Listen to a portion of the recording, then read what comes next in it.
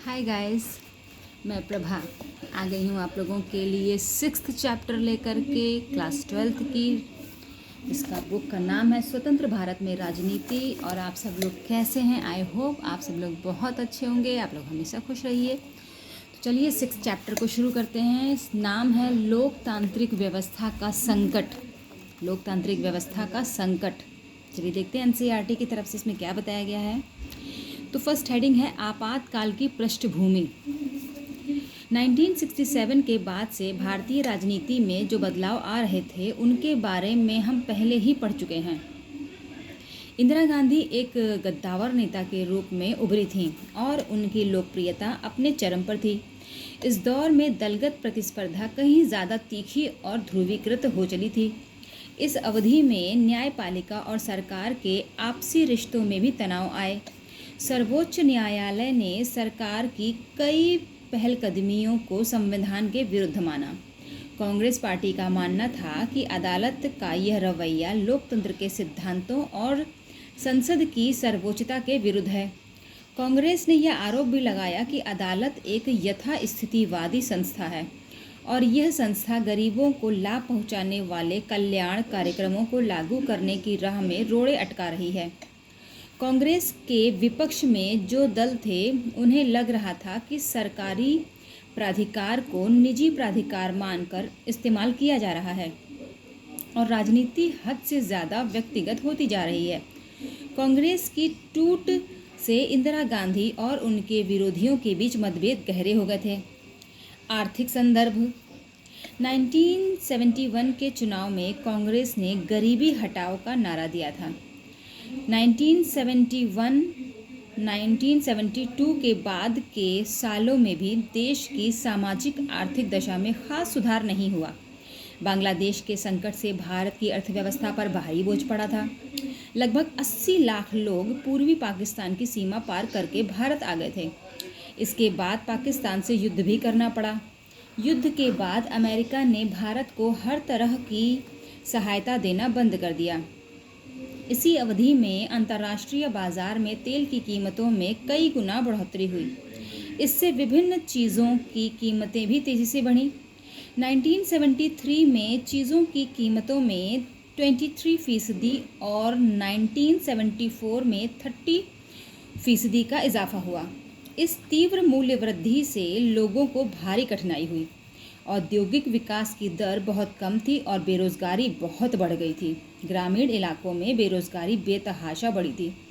खर्चे को कम करने के लिए सरकार ने अपने कर्मचारियों के वेतन को रोक लिया। इससे सरकारी कर्मचारियों में बहुत असंतोष पनपा। 1972 से 73 के वर्ष में मानसून असफल रहा। इससे कृषि की पैदावार में भारी गिरावट आई। खाद्यान्न का उत्पादन 8% कम हो गया। आर्थिक स्थिति की बदहाली को लेकर पूरे देश में असंतोष का माहौल था। इस स्थिति में गैर कांग्रेसी पार्टियों ने बड़े कारगर तरीके से जन विरोध की अगुवाई की। 1960 के दशक से ही छात्रों के बीच विरोध के स्वर उठने लगे थे। ये स्वर इस अवधि में और ज़्यादा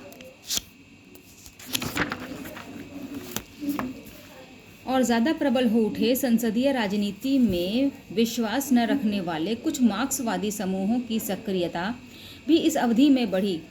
इन समूहों में मौजूदा राजनीतिक प्रणाली और पूंजीवादी व्यवस्था को खत्म करने के लिए हथियार उठाया तथा राज्य विरोधी तकनीकों का सहारा लिया।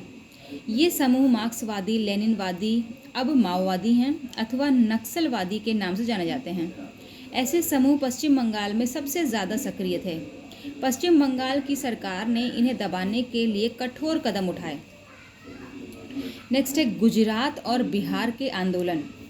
गुजरात और बिहार दोनों ही राज्यों में कांग्रेस की सरकार थी। यहाँ के छात्र आंदोलन ने इन दोनों प्रदेशों की राजनीति पर गहरा असर तो डाला ही, राष्ट्रीय स्तर की राजनीति पर भी इसके दूरगामी प्रभाव हुए। 1974 के जनवरी माह में गुजरात के छात्रों ने खाद्यान्न, खाद्य तेल तथा अन्य आवश्यक वस्तुओं की बढ़ती हुई कीमत तथा उच्च पदों पर जारी भ्रष्टाचार के खिलाफ आंदोलन छेड़ दिया। छात्र आंदोलन में बड़ी राजनीतिक पार्टियां भी शरीक हो गईं और इस आंदोलन ने विकराल रूप धारण कर लिया। ऐसे में गुजरात में राष्ट्रपति शासन लगा दिया गया। विपक्षी दलों ने राज्य की विधानसभा के लिए दोबारा चुनाव कराने की मांग की। कांग्रेस के प्रमुख नेता मोरारजी देसाई ने कहा कि अगर राज्य में नए सिरे से चुनाव नहीं करवाए गए तो मैं अनिश्चितकालीन भूख हड़ताल पर बैठ जाऊंगा। मोरारजी अपने कांग्रेस के दिनों में इंदिरा गांधी के प्रमुख विरोधी रहे थे। विपक्षी दलों द्वारा समर्थित छात्र आंदोलन के गहरे दबाव में 1975 के जून में विधानसभा के चुनाव हुए। कांग्रेस इस चुनाव में हार गई। 1974 के मार्च माह में बढ़ती हुई कीमतों, खाद्यान्न के अभाव, बेरोजगारी और भ्रष्टाचार के खिलाफ बिहार में छात्रों ने आंदोलन छेड़ दिया। आंदोलन के क्रम में उन्होंने जयप्रकाश नारायण को बुलावा भेजा। जेपी तब सक्रिय राजनीति छोड़ चुके थे और सामाजिक कार्यों में लगे हुए थे। छात्रों ने अपने आंदोलन की अगुवाई के लिए जयप्रकाश नारायण को बुलावा भेजा था। जेपी ने छात्रों का नियंत्रण इस शर्त पर स्वीकार किया कि आंदोलन अहिंसक रहेगा और अपने को सिर्फ बिहार तक सीमित नहीं रखेगा। इस प्रकार छात्र आंदोलन ने एक राजनीतिक चरित्र ग्रहण किया और उसके भीतर राष्ट्रव्यापी अपील आई। जीवन के हर क्षेत्र के लोग अब आंदोलन से आ जुड़े। जयप्रकाश नारायण ने बिहार की कांग्रेस सरकार को बर्खास्त करने की मांग की। उन्होंने सामाजिक, आर्थिक और राजनीतिक दायरे में संपूर्ण क्रांति का आह्वान किया ताकि उन्हीं के शब्दों में सच्चे लोकतंत्र की स्थापना की जा सके। बिहार की सरकार के खिलाफ लगातार घेराव, बंद और हड़ताल का एक सिलसिला चल पड़ा। सरकार ने इस्तीफा देने से इनकार कर दिया। आंदोलन का प्रभाव राष्ट्रीय राजनीति पर पड़ना शुरू हुआ।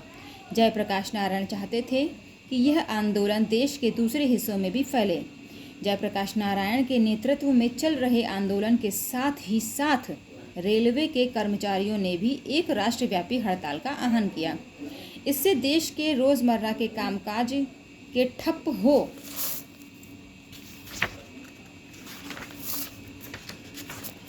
हो जाने का खतरा पैदा हो गया। 1975 में जेपी ने जनता के संसद मार्च का नेतृत्व किया। देश की राजधानी में अब तक इतनी बड़ी रैली नहीं हुई थी। जयप्रकाश नारायण को अब भारतीय जनसंघ कांग्रेस, भारतीय लोक दल, सोशलिस्ट पार्टी जैसे गैर कांग्रेसी दलों का समर्थन मिला। इन दलों ने जेपी को इंदिरा गांधी के विकल्प के रूप में पेश किया। जेपी के विचारों और उनके द्वारा अपनाई गई जन प्रतिरोध की रणनीति की आलोचनाएं भी मुखर हुई। गुजरात और बिहार दोनों ही राज्यों के आंदोलन को कांग्रेस विरोधी आंदोलन माना गया। कहा गया कि ये आंदोलन राज्य सरकार के खिलाफ नहीं बल्कि इंदिरा गांधी के नेतृत्व के खिलाफ चलाए गए हैं। इंदिरा गांधी का मानना था कि ये आंदोलन उनके प्रति व्यक्तिगत विरोध से प्रेरित है। न्यायपालिका से संघर्ष। न्यायपालिका के साथ इस दौर में सरकार और शासक दल के गहरे मतभेद पैदा हुए। क्या आपको संसद और न्यायपालिका के बीच चले लंबे संघर्ष की चर्चा याद है? इसके बारे में आपने पिछले साल पढ़ा था। इस क्रम में 3 संवैधानिक मसले उठे थे। क्या संसद मौलिक अधिकारों में कटौती कर सकती है? सर्वोच्च न्यायालय का जवाब था कि संसद ऐसा नहीं कर सकती। दूसरा यह कि क्या संसद संविधान में संशोधन करके संपत्ति के अधिकार में काट-छाँट कर सकती है? इस मसले पर भी सर्वोच्च न्यायालय का यही कहना था कि सरकार संविधान में इस तरह संशोधन नहीं कर सकती कि अधिकारों की कटौती हो जाए।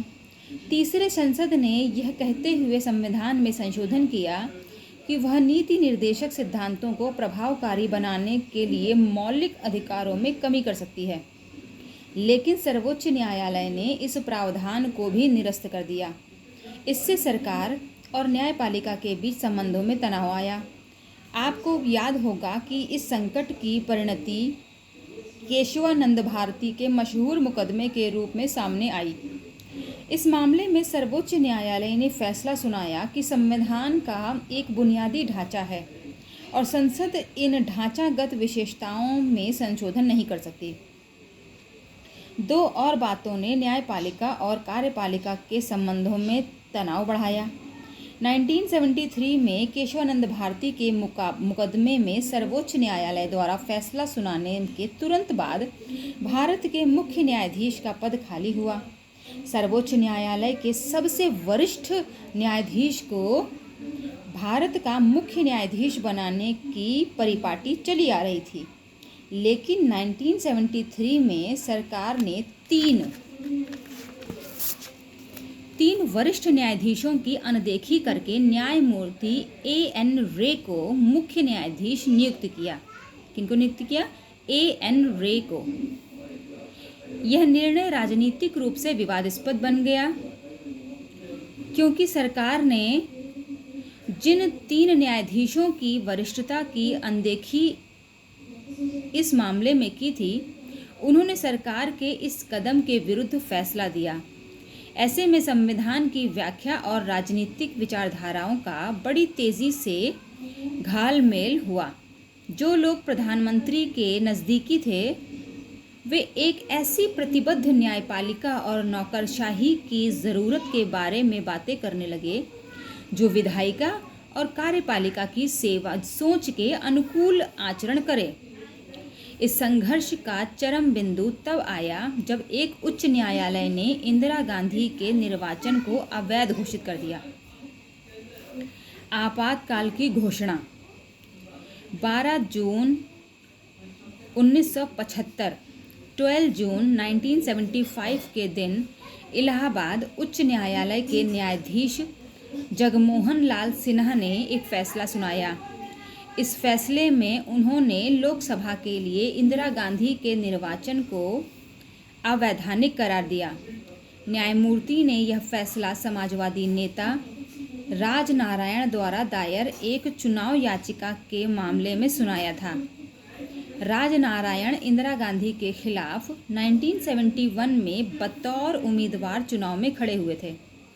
याचिका में इंदिरा गांधी के निर्वाचन को चुनौती देते हुए तर्क दिया गया था कि उन्होंने चुनाव प्रचार में सरकारी कर्मचारियों की सेवाओं का इस्तेमाल किया था। उच्च न्यायालय के इस फैसले का मतलब यह था कि कानूनन अब इंदिरा गांधी सांसद नहीं रहीं, और अगर अगले 6 महीने की अवधि में दोबारा सांसद निर्वाचित नहीं होती तो प्रधानमंत्री के पद पर कायम नहीं रह सकती।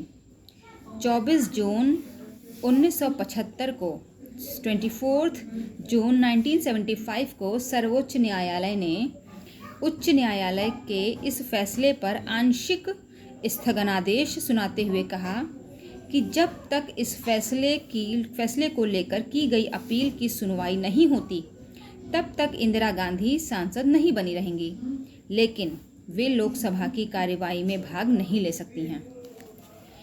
नेक्स्ट है संकट और सरकार का फैसला।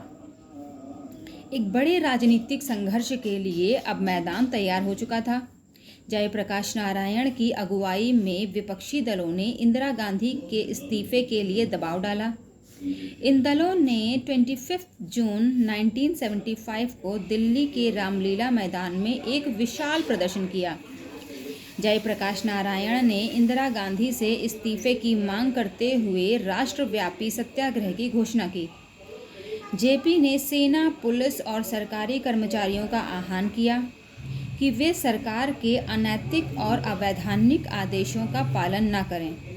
इससे भी सरकारी कामकाज के ठप हो जाने का आदेश पैदा हुआ। देश का राजनीतिक मिजाज अब पहले से कहीं ज़्यादा कांग्रेस के खिलाफ हो गया। सरकार ने इन घटनाओं के मद्देनज़र जवाब में आपातकाल की घोषणा कर दी। 25 जून 1975 के दिन सरकार ने घोषणा की कि देश में गड़बड़ी की आशंका है, और इस तर्क के साथ उसने संविधान के अनुच्छेद 352 को लागू कर दिया। इस अनुच्छेद के अंतर्गत प्रावधान किया गया है कि बाहरी अथवा अंदरूनी गड़बड़ी की आशंका होने पर सरकार आपातकाल लागू कर सकती है। सरकार का निर्णय था कि गंभीर संकट की घड़ी आन पड़ी है और इस वजह से आपातकाल की घोषणा ज़रूरी हो गई है। तकनीकी रूप से देखें तो ऐसा करना सरकार की शक्तियों के दायरे में था। क्योंकि हमारे संविधान में सरकार को आपातकाल की स्थिति में विशेष शक्तियां प्रदान की गईं। आपातकाल की घोषणा के साथ ही शक्तियों के बंटवारे का संघीय ढांचा व्यावहारिक तौर पर निष्प्रभावी हो जाता है और सारी शक्तियां केंद्र सरकार के साथ चली जाती हैं। दूसरे सरकार चाहे तो ऐसी स्थिति में किसी एक अथवा सभी मौलिक अधिकारों पर रोक लगा सकती है अथवा उनमें कटौती कर सकती है। संविधान के प्रावधान में आए शब्दों से यह स्पष्ट हो जाता है कि आपातकाल को वहाँ एक असाधारण स्थिति के रूप में देखा गया है, जब सामान्य लोकतांत्रिक राजनीति के कामकाज नहीं किए जा सकते। इसी कारण सरकार को आपातकाल की स्थिति में विशेष शक्तियाँ प्रदान की गई हैं। 25 जून 1975 की रात में प्रधानमंत्री ने राष्ट्रपति फखरुद्दीन अली अहमद से आपातकाल लागू करने की सिफारिश की। राष्ट्रपति ने तुरंत यह उद्घोषणा कर दी। आधी रात के बाद सभी बड़े अखबारों के दफ्तर की बिजली काट दी गई। तड़के सवेरे बड़े पैमाने पर विपक्षी दलों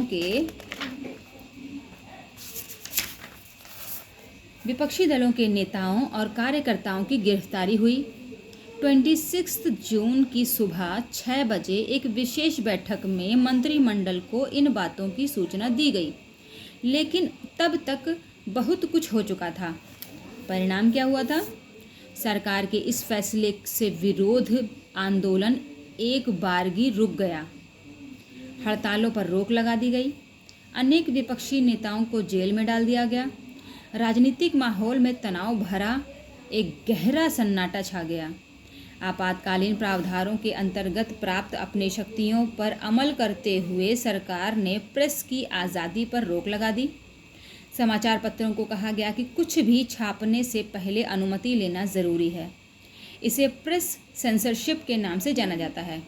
सामाजिक और सांप्रदायिक गड़बड़ी की आशंका के मद्देनज़र सरकार ने राष्ट्रीय स्वयंसेवक संघ (RSS) और जमात-ए-इस्लामी पर प्रतिबंध लगा दिया। धरना, प्रदर्शन और हड़ताल की भी अनुमति नहीं थी। इससे बड़ी बात यह हुई कि आपातकालीन प्रावधानों के अंतर्गत नागरिकों के विभिन्न मौलिक अधिकार निष्प्रभावी हो गए। उनके पास अब यह अधिकार भी नहीं रहा कि मौलिक अधिकारों की बहाली के लिए अदालत का दरवाज़ा खटखटाएं। सरकार ने निवारक नज़रबंदी का बड़े पैमाने पर इस्तेमाल किया। इस प्रावधान के अंतर्गत लोगों को गिरफ्तार इसलिए नहीं किया जाता कि उन्होंने कोई अपराध किया है, बल्कि इसके विपरीत इस प्रावधान के अंतर्गत लोगों को इस आशंका से गिरफ्तार किया जाता है कि वे कोई अपराध कर सकते हैं। सरकार ने आपातकाल के दौरान निवारक नज़रबंदी अधिनियमों का प्रयोग करके बड़े पैमाने पर गिरफ्तारियां की। जिन राजनीतिक कार्यकर्ताओं को गिरफ्तार किया गया वे बंदी प्रत्यक्षीकरण याचिका का सहारा लेकर अपनी गिरफ्तारी को चुनौती भी नहीं दे सकते थे। गिरफ्तार लोगों अथवा उनके पक्ष से किन्हीं और ने उच्च न्यायालय और सर्वोच्च न्यायालय में कई मामले दायर किए, लेकिन सरकार का कहना था कि गिरफ्तार लोगों को गिरफ्तारी का कारण बताना कतई ज़रूरी नहीं है। अनेक उच्च न्यायालयों ने फैसला दिया कि आपातकाल की घोषणा के बावजूद अदालत किसी व्यक्ति द्वारा दायर की गई ऐसी बंदी प्रत्यक्षीकरण याचिका को विचार के लिए स्वीकार कर सकती है जिसमें उसने अपनी गिरफ्तारी को चुनौती दी हो।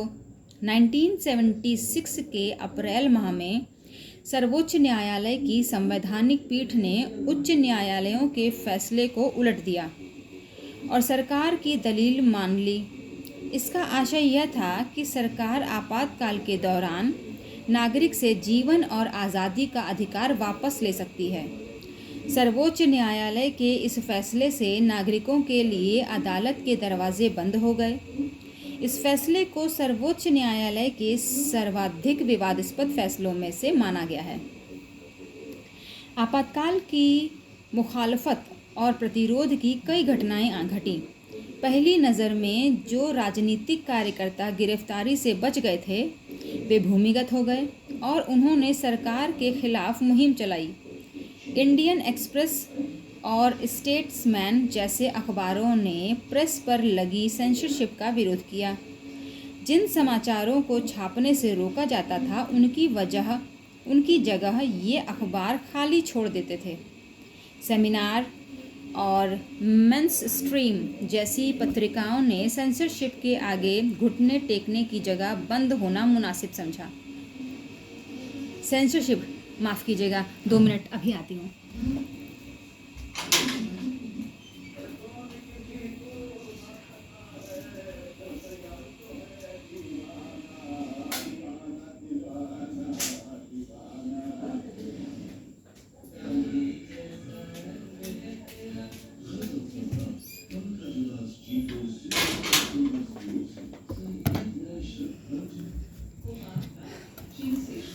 हाँ, तो चलिए शुरू करते हैं। मेंस स्ट्रीम जैसी पत्रिकाओं ने सेंसरशिप के आगे घुटने टेकने की जगह बंद होना मुनासिब समझा। सेंसरशिप को धत्ता बताते हुए गुपचुप तरीके से अनेक न्यूज़लेटर और लीफलेट्स निकले। पद्म भूषण से सम्मानित कन्नड़ लेखक शिवराम कारंत और पद्मश्री से सम्मानित हिंदी लेखक फणीश्वरनाथ रेणु ने लोकतंत्र के दमन के विरोध में अपनी अपनी पदवी लौटा दी। बहरहाल मुखालफत और प्रतिरोध के इतने प्रकट कदम कुछ ही लोगों ने उठाए। संसद ने संविधान के सामने कई नई चुनौतियां खड़ी की। इंदिरा गांधी के मामले में इलाहाबाद उच्च न्यायालय के फैसले की पृष्ठभूमि में संविधान में संशोधन हुआ। इस संशोधन के द्वारा प्रावधान किया गया कि प्रधानमंत्री, राष्ट्रपति और उपराष्ट्रपति पद के निर्वाचन को अदालत में चुनौती नहीं दी जा सकती। आपातकाल के दौरान ही संविधान का 42वां संविधान संशोधन पारित हुआ। आप पढ़ चुके हैं कि इस संशोधन के जरिए संविधान के अनेक हिस्सों में बदलाव किए गए। 42वें संशोधन के जरिए हुए अनेक बदलावों में एक था देश की विधायिका के कार्यकाल को 5 से बढ़ाकर 6 साल करना। यह व्यवस्था मात्र आपातकाल की अवधि भर के लिए नहीं की गई थी, इसे आगे के दिनों में भी स्थायी रूप से लागू किया जाना था। इसके अतिरिक्त अब आपातकाल के दौरान चुनाव को 1 साल के लिए स्थगित किया जा सकता था। इस तरह देखें तो 1971 के बाद अब चुनाव 1976 के बदले 1978 में करवाए जा सकते थे। नेक्स्ट है आपातकाल के संदर्भ में विवाद। आपातकाल भारतीय राजनीति का सर्वाधिक विवादास्पद प्रकरण है। इसका एक कारण है आपातकाल की घोषणा की ज़रूरत को लेकर विभिन्न दृष्टिकोणों का होना। दूसरा कारण यह है कि सरकार ने संविधान प्रदत्त अधिकारों का इस्तेमाल करके व्यावहारिक तौर पर लोकतांत्रिक कामकाज को ठप कर दिया था। आपातकाल के बाद शाह आयोग ने अपनी जांच में पाया कि इस अवधि में बहुत सारी अति हुई। इसके अतिरिक्त भारत में लोकतंत्र पर अमल के लिहाज से आपातकाल से क्या क्या सबक सीखे जा सकते हैं, इस पर भी अलग अलग राय मिलती है। आइए इन पर भी एक एक करके नज़र दौड़ाएं। क्या आपातकाल ज़रूरी था? आपातकाल की घोषणा के कारण का उल्लेख करते हुए संविधान में बड़े सादे ढंग से अंदरूनी गड़बड़ी जैसे शब्द का व्यवहार किया गया। 1975 से पहले कभी भी अंदरूनी गड़बड़ी को आधार बनाकर आपातकाल की घोषणा नहीं की गई थी। हम पढ़ चुके हैं कि देश के कई हिस्सों में विरोध आंदोलन चल रहे थे। क्या इसे आपातकाल लागू करने का पर्याप्त कारण माना जा सकता है? सरकार का तर्क था कि भारत में लोकतंत्र है और इसके अनुकूल विपक्षी दलों को चाहिए कि वे निर्वाचित शासक दल को अपनी नीतियों के अनुसार शासन चलाने दें। सरकार का मानना था कि बार बार का शाह जांच आयोग के प्रति इंदिरा गांधी के टकराव भरे रवैये, माफ कीजिएगा, बार बार का धरना प्रदर्शन और सामूहिक कार्रवाई लोकतंत्र के लिए ठीक नहीं है। इंदिरा गांधी के समर्थक यह भी मानते थे कि लोकतंत्र में सरकार पर निशाना साधने के लिए लगातार गैर संसदीय राजनीति का सहारा नहीं लिया जा सकता। इससे अस्थिरता पैदा होती है और प्रशासन का ध्यान विकास के कामों से भंग हो जाता है। सारी ताकत कानून व्यवस्था की बहाली पर लगानी पड़ती है।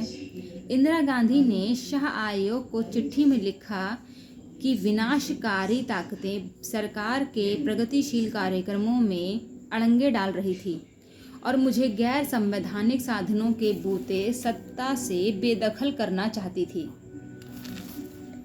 कुछ अन्य दलों मसलन सीपीआई का विश्वास था कि भारत की एकता के विरुद्ध अंतर्राष्ट्रीय साजिश की जा रही है। सीपीआई का मानना था कि ऐसी सूरत में विरोध पर एक हद तक प्रतिबंध लगाना उचित है। सीपीआई का मानना था कि जेपी ने जिस जन आंदोलन की अगुवाई की वह मुख्यतः मध्य वर्ग का आंदोलन था और यह मध्य वर्ग कांग्रेस की परिवर्तनकामी नीतियों के विरोध में था।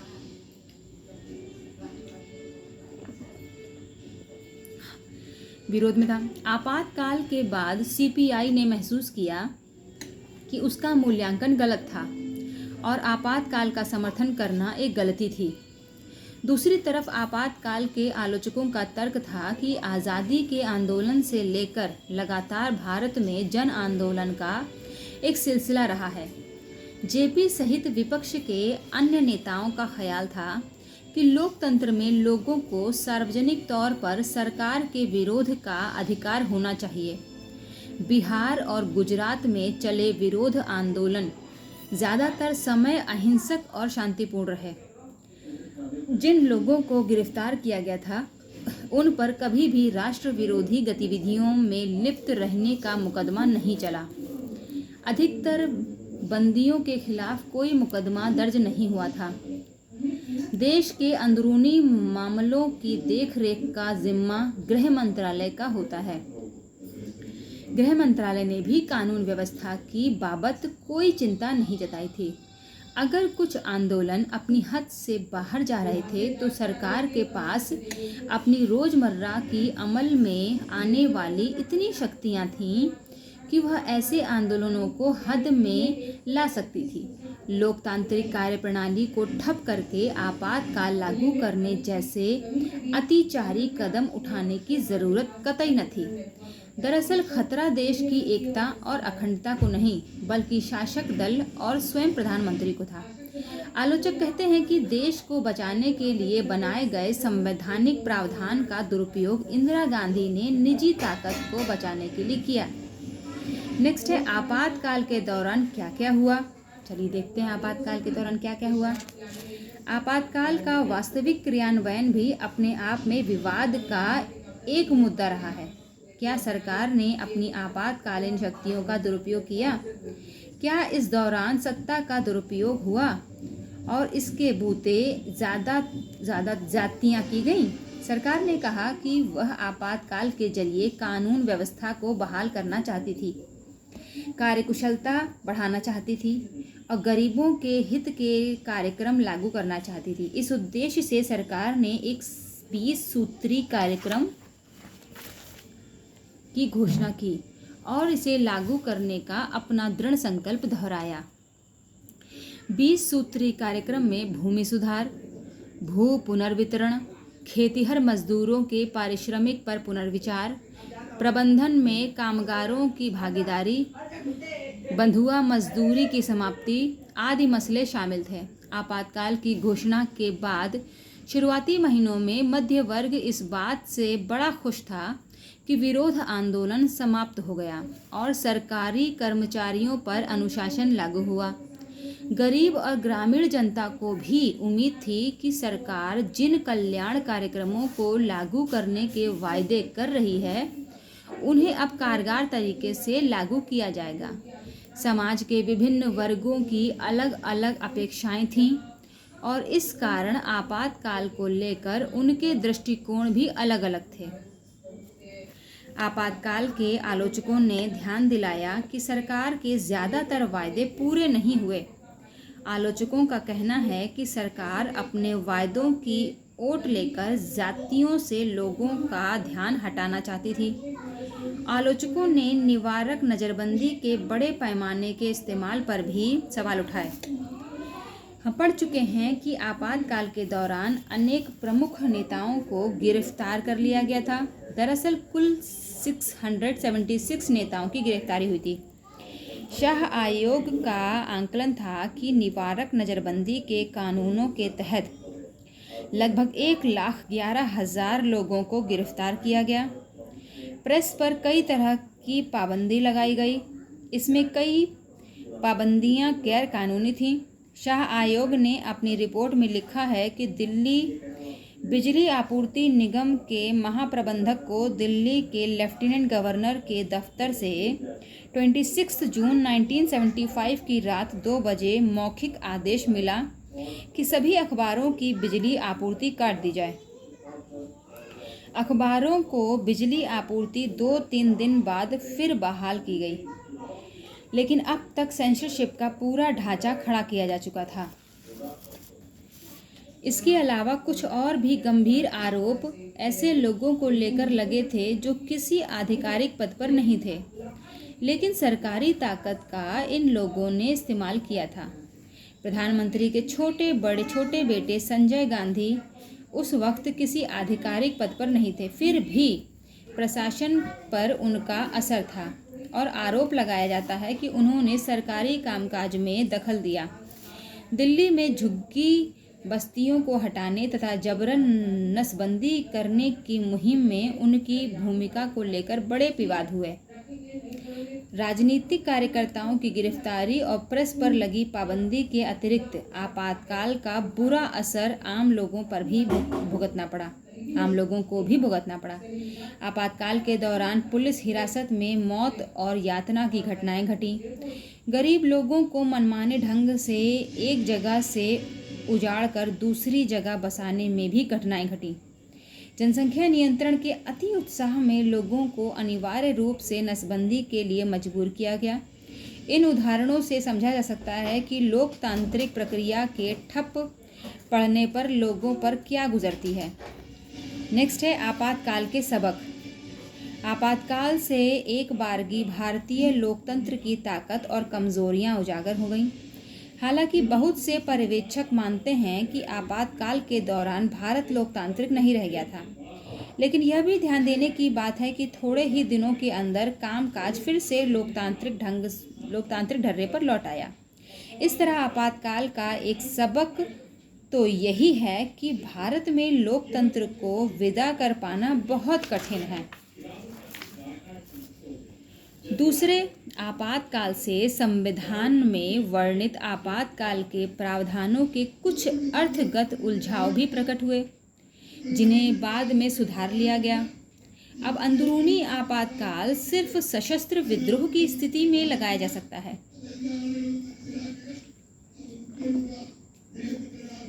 इसके लिए यह भी ज़रूरी है कि आपातकाल की घोषणा की सलाह मंत्रिमंडल राष्ट्रपति को लिखित में दे। तीसरा, आपातकाल से हर कोई नागरिक अधिकारों के प्रति ज़्यादा सचेत हुआ। आपातकाल की समाप्ति के बाद अदालतों ने व्यक्ति के नागरिक अधिकारों की रक्षा में सक्रिय भूमिका निभाई। न्यायपालिका आपातकाल के वक्त नागरिक अधिकारों की कारगर तरीके से रक्षा नहीं कर पाई थी। इसे महसूस करके अब वह नागरिक अधिकारों की रक्षा में तत्पर हो गई। आपातकाल के बाद नागरिक अधिकारों के कई संगठन वजूद में आए। आपातकाल के संकटपूर्ण वर्षों ने कई ऐसे सवाल छोड़े हैं जिन पर पर्याप्त ध्यान नहीं दिया गया। इस अध्याय में हम पढ़ चुके हैं कि लोकतांत्रिक सरकार के रोजमर्रा के कामकाज और विभिन्न दलों और समूहों के निरंतर जारी राजनीतिक विरोध के बीच तनाव की स्थिति बनती है। ऐसे में दोनों के बीच एक सधा हुआ संतुलन क्या हो सकता है? क्या नागरिकों को विरोध की कार्रवाई में शामिल होने की पूरी आज़ादी होनी चाहिए अथवा उन्हें इसका कोई अधिकार ही नहीं होना चाहिए। ऐसे विरोध की सीमा क्या मानी जाए?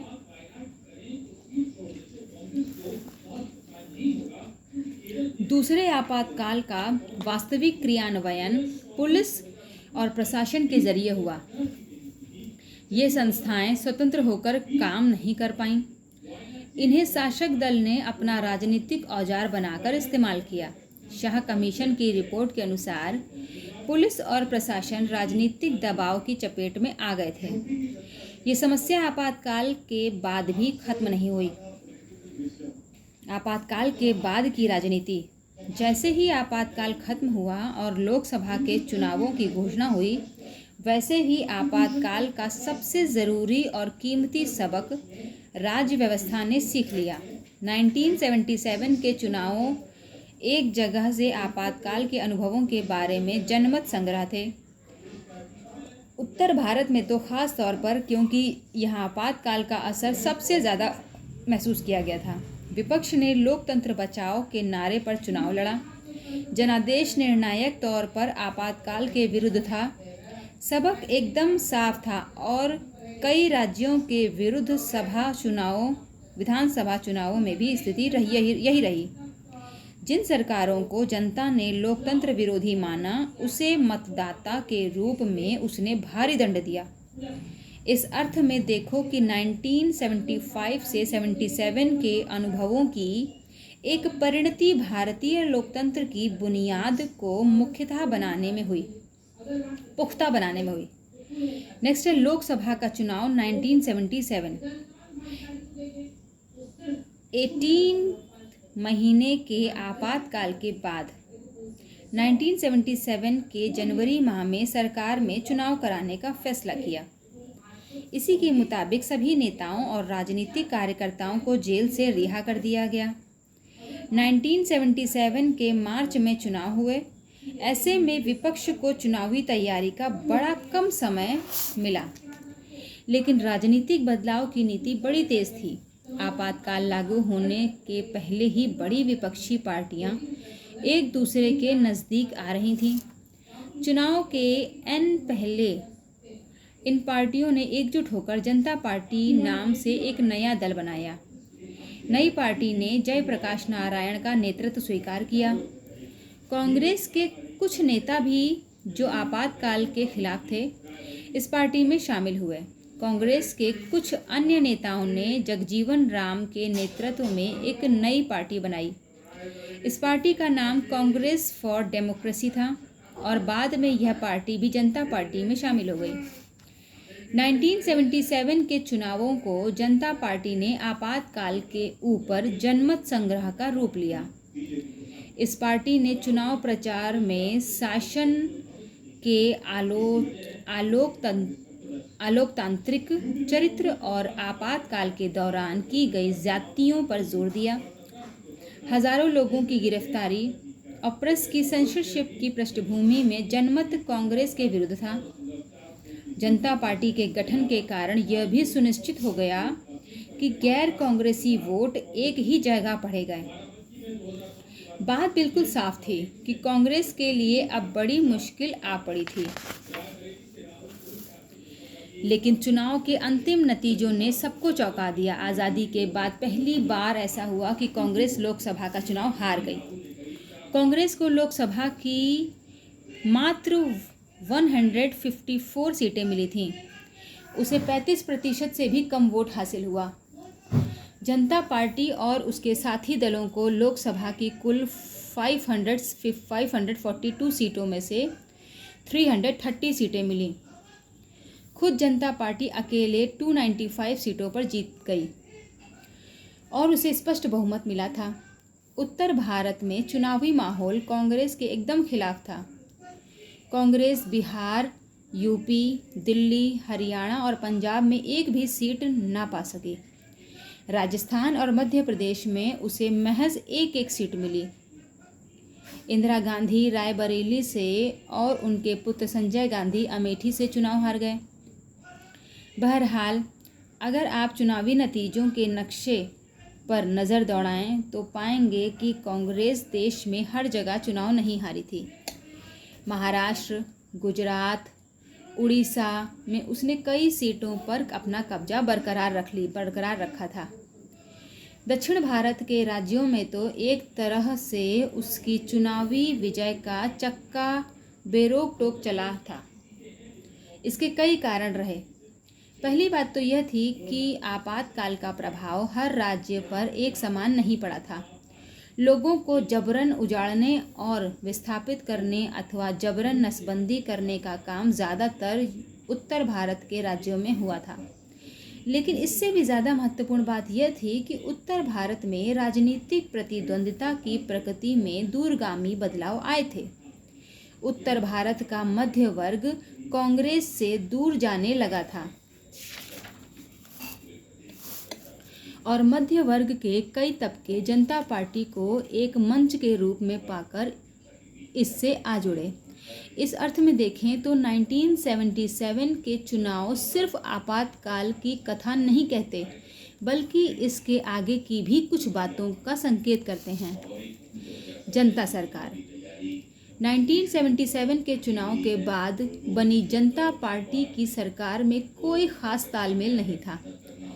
चुनाव के बाद नेताओं के बीच प्रधानमंत्री के पद के लिए होड़ मची। इस होड़ में मोरारजी देसाई, चरण सिंह और जगजीवन राम शामिल थे। मोरारजी देसाई 1966-67 से ही इंदिरा गांधी के प्रतिद्वंदी थे। चरण सिंह भारतीय लोक दल के प्रमुख और उत्तर प्रदेश के किसान नेता थे। जगजीवन राम को कांग्रेसी सरकारों में मंत्री पद पर रहने का विशाल अनुभव था। मोरारजी देसाई प्रधानमंत्री बने, लेकिन इससे जनता पार्टी के भीतर सत्ता की खींचतान खत्म न हुई। आपातकाल का विरोध जनता पार्टी को कुछ ही दिनों के लिए एकजुट रख सका। इस पार्टी के आलोचकों ने कहा कि जनता पार्टी के पास किसी दिशा, नेतृत्व अथवा एक साझे कार्यक्रम का अभाव था। जनता पार्टी की सरकार कांग्रेस द्वारा अपनाई गई नीतियों में कोई बुनियादी बदलाव नहीं ला सकी। जनता पार्टी बिखर गई और मोरारजी देसाई के नेतृत्व वाली सरकार ने 18 महीने में ही अपना बहुमत खो दिया। कांग्रेस पार्टी के समर्थन पर दूसरी सरकार चरण सिंह के नेतृत्व में बनी, लेकिन बाद में कांग्रेस पार्टी ने समर्थन वापस लेने का फैसला लिया। इस वजह से चरण सिंह की सरकार मात्र 4 महीने तक सत्ता में रही। सन 1980 के जनवरी में लोकसभा के लिए नए सिरे से चुनाव हुए। इस चुनाव में जनता पार्टी बुरी तरह परास्त हुई। जनता पार्टी को उत्तर भारत में करारी शिकस्त मिली, जबकि 1977 के चुनाव में उत्तर भारत में इस पार्टी को ज़बरदस्त सफलता मिली थी। इंदिरा गांधी के नेतृत्व में कांग्रेस पार्टी ने 1980 के चुनाव में एक बार फिर 1971 के चुनावों वाली कहानी दोहराते हुए भारी सफलता हासिल की। कांग्रेस पार्टी को 353 सीटें मिली और वह सत्ता में आई। 1977 से 79 के चुनावों ने लोकतांत्रिक राजनीति का एक और सबक सिखाया। सरकार अगर अस्थिर हो और उसके भीतर कलह हो तो मतदाता ऐसी सरकार को कड़ा दंड देते हैं। विरासत हेडिंग है। लेकिन क्या 1980 के चुनाव में सिर्फ इंदिरा गांधी की वापसी हुई थी? क्या मामला इतना भर था? 1977 और 1980 के चुनावों के बीच दलगत प्रणाली में नाटकीय बदलाव आए। 1969 के बाद से कांग्रेस का सबको समाहित करके चलने वाला स्वभाव बदलना शुरू हुआ। 1969 से पहले तक कांग्रेस विविध विचारधारात्मक गतिमति के नेताओं और कार्यकर्ताओं को एक में समेटकर चलती थी। अपने बदले हुए स्वभाव में कांग्रेस ने स्वयं को विशेष विचारधारा से जोड़ा। उसने अपने को देश की एकमात्र समाजवादी और गरीबों की हिमायती पार्टी बनाना शुरू किया। इस तरह 1970 के दशक के शुरुआती सालों से कांग्रेस की सफलता इस बात पर भी निर्भर रही कि वह गहरे सामाजिक और विचारधारात्मक विभाजन के आधार पर लोगों को अपनी तरफ कितना खींच पाती है। इसके साथ साथ यह पार्टी अब एक नेता यानी इंदिरा गांधी की लोकप्रियता पर भी निर्भर हुई। कांग्रेस की प्रकृति में आए बदलावों के मद्देनज़र अन्य विपक्षी दल गैर कांग्रेसवाद की राजनीति की तरफ मुड़े। विपक्ष के नेताओं को अब यह बात साफ साफ नजर आने लगी कि चुनावों में गैर कांग्रेसी वोट बिखरने नहीं चाहिए। इस चीज़ ने 1977 के चुनावों में एक बड़ी भूमिका निभाई। अप्रत्यक्ष रूप से 1977 के बाद पिछड़े वर्गों की भलाई का मुद्दा भारतीय राजनीति पर हावी होना शुरू हुआ।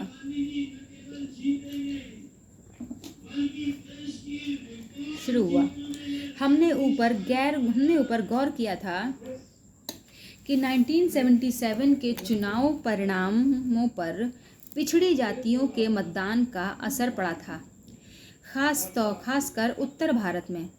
लोकसभा के चुनावों के बाद 1977 में कई राज्यों में विधानसभा के भी चुनाव हुए। इसमें भी उत्तर भारत के राज्यों में गैर कांग्रेसी सरकारें बनी। इन सरकारों के बनने में पिछड़ी जाति के नेताओं ने महत्वपूर्ण भूमिका निभाई। बिहार में अन्य पिछड़ी जातियों के आरक्षण के सवाल पर बहुत शोर मचा। इसके बाद केंद्र की जनता पार्टी की सरकार ने मंडल आयोग नियुक्त किया। इस आयोग और पिछड़ी जातियों की राजनीति की भूमिका के बारे में ज़्यादा विस्तार से आप अंतिम अध्याय में पढ़ेंगे। आपातकाल के बाद हुए चुनावों ने दलीय व्यवस्था के भीतर इस बदलाव की प्रक्रिया शुरू कर दी थी। आपातकाल और इसके आसपास की अवधि की हम संवैधानिक संकट की अवधि के रूप में भी देख सकते हैं।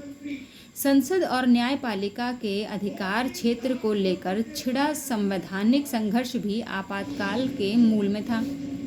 दूसरी तरफ यह राजनीतिक संकट का भी दौर था। सत्ताधारी पार्टी के पास पूर्ण बहुमत था, फिर भी इसके नेतृत्व ने लोकतंत्र को ठप करने का फैसला किया। भारतीय संविधान के निर्माताओं को विश्वास था कि सभी राजनीतिक दल लोकतांत्रिक मानकों का पालन करेंगे। उन्हें यह भी विश्वास था कि आपातकाल की स्थिति में भी सरकार अपनी असाधारण शक्तियों का इस्तेमाल विधि के शासन के दायरे में रहते हुए ही करेगी। इसी उम्मीद में सरकार को आपातकाल से जुड़े प्रावधानों के अंतर्गत व्यापक और चहुमुखी शक्तियां दे दी गईं। इन शक्तियों का आपातकाल के दौरान दुरुपयोग हुआ। यह राजनीतिक संकट तत्कालीन संवैधानिक संकट से कहीं ज़्यादा संगीन था। इस दौर में एक और महत्वपूर्ण मसला संसदीय लोकतंत्र में जन आंदोलन की भूमिका और उसकी सीमा को लेकर उठा। स्पष्ट ही इस दौर में संस्था आधारित लोकतंत्र और स्वतः स्फूर्त जन भागीदारी पर आधारित लोकतंत्र में तनाव नजर आया। इस तनाव का एक कारण यह भी कहा जा सकता है कि हमारी दलीय प्रणाली जनता की आकांक्षाओं को अभिव्यक्त कर पाने में सक्षम साबित नहीं हुई। आगे के 2 अध्यायों में हम इस तनाव की कुछ अभिव्यक्तियों को समझने की कोशिश करेंगे। इन अध्यायों में हम विशेष रूप से जन आंदोलन और क्षेत्रीय पहचान से जुड़ी बहसों के बारे में पढ़ेंगे। ये चैप्टर यहीं ख़त्म होता है। इस चैप्टर में और भी बहुत कुछ है। आई होप आप उसको खुद भी पढ़ेंगे और समझेंगे कि कितनी हमारे भारत में जो भी कुछ हुआ है इसके बारे में कितना बढ़िया से दिया गया है। आई होप आपको ये चैप्टर सुनकर मदद मिली होगी। आपको कैसा लगा आप कमेंट बॉक्स में ज़रूर मुझे बताइएगा। कमेंट ज़रूर करिए, मुझे अच्छा लगेगा। और इस वीडियो को लाइक, शेयर एंड सब्सक्राइब करना बिल्कुल मत भूलिएगा। तब तक के लिए बाय।